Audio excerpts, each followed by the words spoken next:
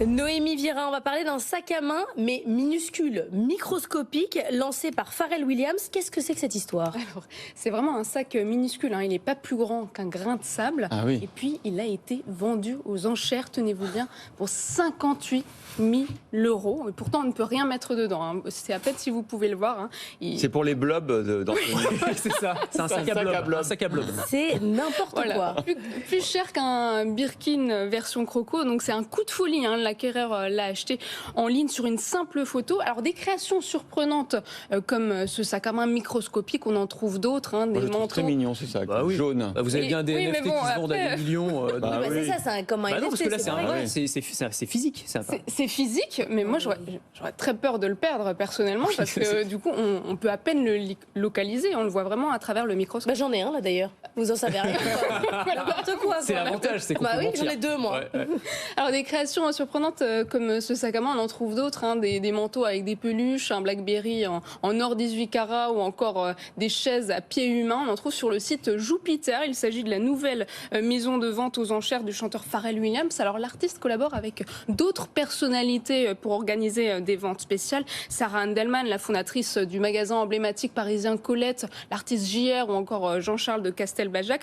Et ce qui est intéressant, c'est qu'on est très loin des maisons de vente aux enchères classiques, pas de commissaire-priseur aux commandes. L'artiste organise ses expositions dans des galeries ou encore dans des lieux exceptionnels comme des hôtels particuliers. Ensuite, les personnes peuvent enchérir sur la plateforme globale en ligne Jupiter. Ce qui est intéressant, c'est que Pharrell Williams ne se contente pas seulement de vendre, il raconte à chaque fois une histoire sur ses produits mis en vente. Donc il simplifie, il réinvente vraiment l'expérience des ventes aux enchères. C'est une stratégie qui lui permet aussi d'atteindre un public plus large. Bon, on imagine quand même que les maisons de vente aux enchères traditionnelles vont pas se laisser faire. Oui, elles vont pas se laisser faire. Et depuis la pandémie, c'est vrai que la plupart des maisons de vente aux enchères ont développé des plateformes de vente aux enchères en ligne et les réseaux sociaux. C'est Christie's, la première maison qui a cru au numérique en lançant des ventes en ligne.